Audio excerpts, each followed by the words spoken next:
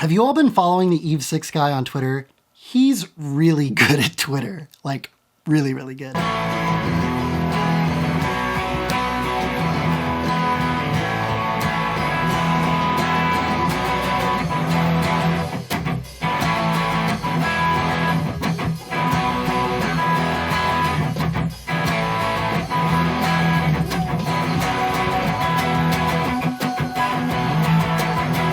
Not a lot going on today. I caught up on my sleep debt. So I'm just kind of playing guitar today, taking it easy, trying to relax.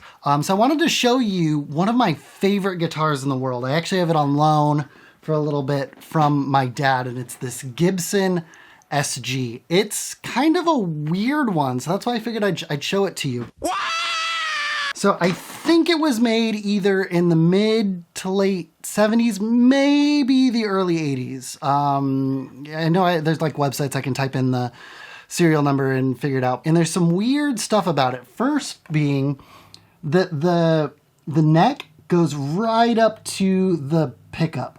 A lot of SGs have a plastic gap between where the pickup and the neck meet. So really kind of interesting that this one goes right up against it, which would also help me determine what year it is. I'm too lazy to look it up. Another weird thing about this SG is, this isn't weird, but this is kind of common. You can see these on SGs, but it has a Bigsby vibrato on it.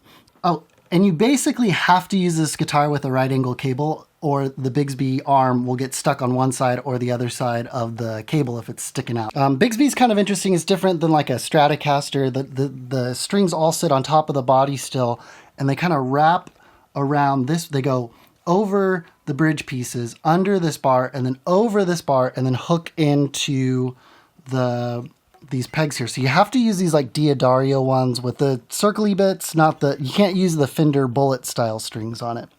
This is what's weird. The bridge here is kind of weird because it's like fatter. It's still like a two-nomatic bridge. I can still adjust it the same way, but it's a lot thicker than a lot of two-nomatic bridges. It's kind of weird. I guess I should tell the story of how he got it. He had a coworker at the phone company, and this person was like getting ready to retire, and my dad and his buddy Henry at work loved guitars, and they would like go to guitar stores on their lunch break and stuff. And this coworker who was like getting ready to retire or leave, he was like, "Hey, I have this guitar. It's been in my garage for like 20 years. I know it's not a Les Paul, but it's a Gibson. I don't know what it is." So my dad was like, "Well, okay, bring it in and let me see what it is, and we can take a look at it." And he brought this in. And it had been sitting in like the Central Valley heat, which was not good. So it did need some work.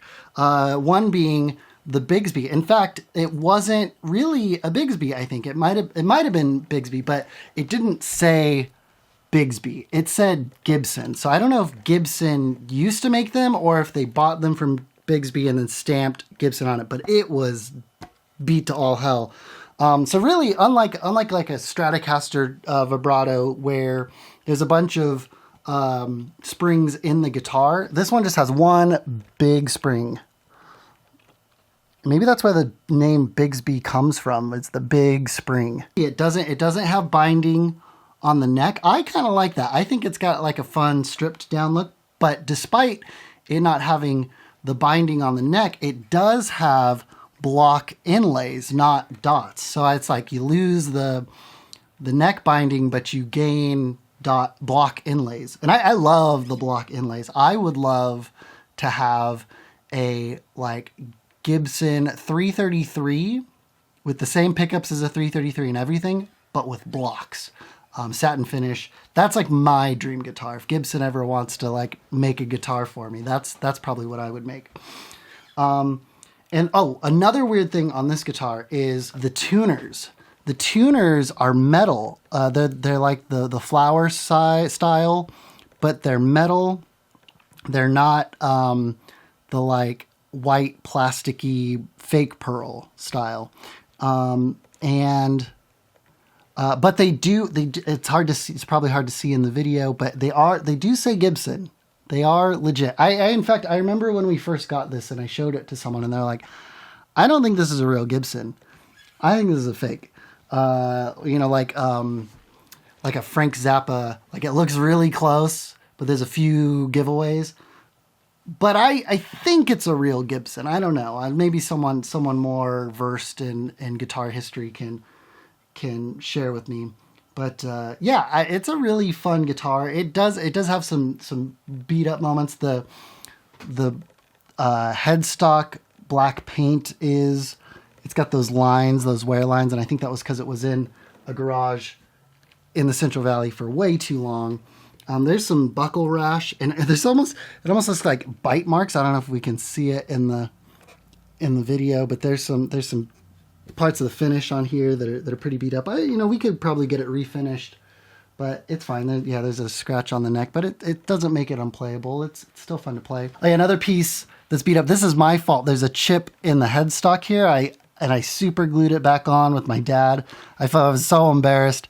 But yeah, there's a little chip in the headstock right here. I was in high school, or I was right out of high school, maybe. I think I was in college at this point, but I knocked it over and it banged into something else, and this chip came off.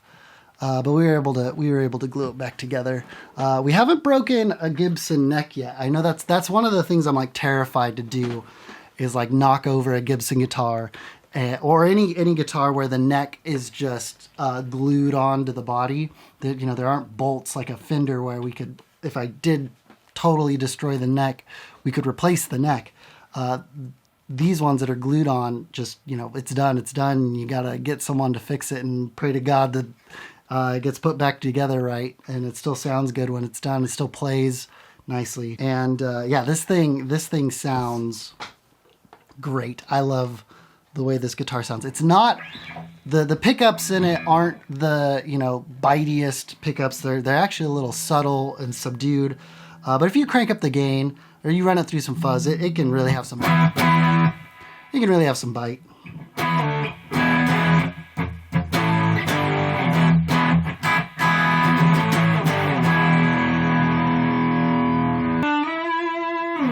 Yeah, that's it. This is the really cool old guitar. Maybe next weekend, if I'm not doing too much and I find myself playing guitar, I'll show you another one of my guitars.